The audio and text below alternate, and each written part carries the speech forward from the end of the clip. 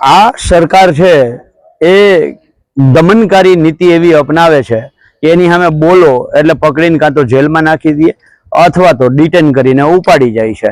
અમારા ખેતરમાં થાંભલાઓ જબરજસ્તીથી નાખે, અમે બોલીએ તો અમને ડિટેન કરી લે કે જેલમાં નાખી દે। અમારા વિસ્તારમાં મહાકાય કંપનીઓના મહાકાય સબસ્ટેશનો આવે, અમે બોલીએ તો અમને ઉપાડી લે। એવી જ રીતે અમારા હાઈવે ઉપરના જે એક્સેસ છે, રસ્તાઓ છે, એ બંધ કરી દે, અમારા રોડ બંધ કરી દે, અમે બોલીએ તો અમને જેલમાં નાખી દે અથવા તો ડિટેન કરી લે છે। એટલે આજે અમે સરકારને એક સંદેશો આપવા માટે પ્રતિકાત્મક વિરોધના ભાગરૂપે મૌન રાખી અને અમારો કાગળ બોલે છે એમ એક આવેદન આપી અને એક લેખિત રજૂઆત કરવા માટે એક પ્રતિકાત્મક વિરોધના ભાગરૂપે અમે મૌન સ્વરૂપે આવ્યા હતા। ફલભાઈ, આજના મુદ્દા શું હતા? આજના મુદ્દાઓમાં મુખ્ય બે મુદ્દાઓ હતા। એક, કલ્યાણપુર તાલુકાના કાનપર શેરડી, રાજપરા, ચૂર ચપ્પર ગામની અંદર એક મહાકાય કંપનીઓનું એક મહાકાય સબસ્ટેશન આવે છે અને આ સબસ્ટેશન લગભગ 765 કેવીનું અને 200-250 એકરમાં આવે એવી શક્યતાઓ છે।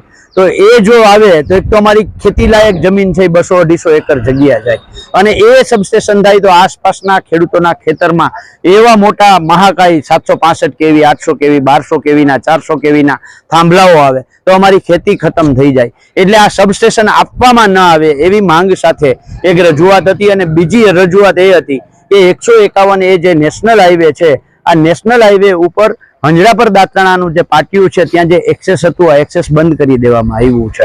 એના કારણે ખેડૂતોએ 8 કિલોમીટરથી 16 કિલોમીટર સુધી ફરવા જવું પડે છે અને એ ખેડૂત ગાડું લઈને, ટ્રેક્ટર લઈને ફરવા કેમ જાય? ક્યાંક રોંગ સાઈડમાં જાય છે તો એ ત્યાં આરટીઓ વાળા જાણે પોતાના કમાણીનું સાધન હોય એવી રીતે અહીંયા જીપ રાખીને ઉભા રહીએ છે। એટલે જેવો રોંગ સાઈડમાં નીકળો એટલે અમે નથી કહેતા રોંગ સાઈડમાં જવું જોઈએ, પણ આઈઆરસીની ગાઈડલાઈનથી ઉપરવટ જઈ અને એક્સેસ બંધ થાય તો ક્યાંક ને ક્યાંક ખેડૂતોએ પોતાનો સમય બચાવવા માટે, ડીઝલ બચાવવા માટે ટૂંકો રસ્તો અપનાવે એટલે આ થાય અને એમાં એક્સિડન્ટની શક્યતાઓ પણ વધે છે। એટલે અમારી માંગ હતી કે ભાઈ બેરાજાનો જે અમારો જૂનો માર્ગ છે ત્યાં એક્સેસ આપવામાં આવે। હમણાં સમાચાર મળ્યા છે કે એક મહાકાય પ્રાઇવેટ કંપની દ્વારા અમારા કલ્યાણપુર તાલુકાના આસપાસના ગામોમાં ચૂર, ચપર, કાનપર શેરડી, દુધિયા, રાજપરા એ ગામોમાં એક પ્રાઇવેટ કંપનીનું મહાકાય સબસ્ટેશન આવવાનું છે। તો અમારી આની પહેલાં સાની ડેમમાં ઓલરેડી બધા જ ખેડૂતની જમીન 70% જેવી જમીન અમારી સાની ડેમમાં વહી ગઈ છે। હવે અમારા પાસે અમારી જમીન ફળદ્રુપ છે અને અમારા પરિવારનો નિભાવ એના ઉપર છે। હવે જો આ જમીન રહી ગઈ, થોડી ઘણી જમીન રહી ગઈ છે, એમાં જો આ વીજ સ્ટેશન આવે તો અમારી પાસે આજીવિકાનો સ્ત્રોત પૂરો થઈ જાય, કારણ કે અમારું બધા જ ફેમિલી સભ્યો, બધા જ અમારો પરિવાર, આસપાસના તમામ વિસ્તારના લોકો બધા ખેતી ઉપર નિર્ધારિત છે અને આ સબસ્ટેશન અંદાજે 150 એકર જમીનમાં આવે તેવી શક્યતા છે।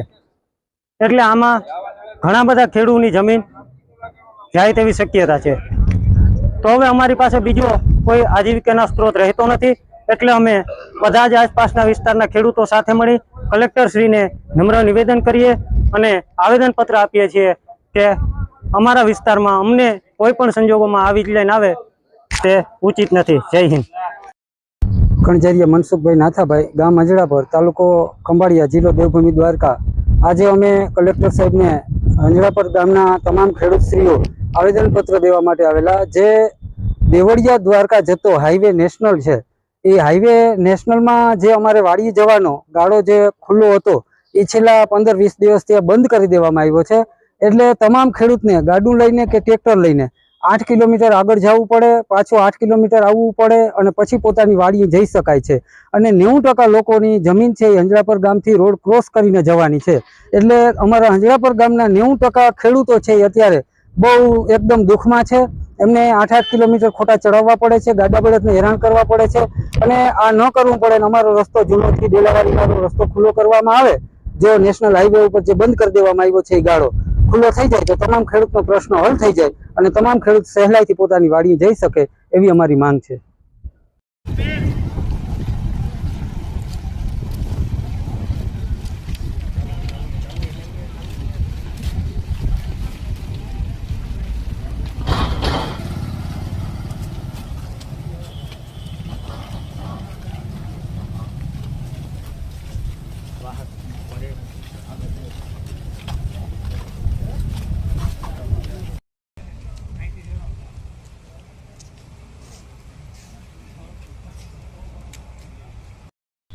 ઊભા રહીજો.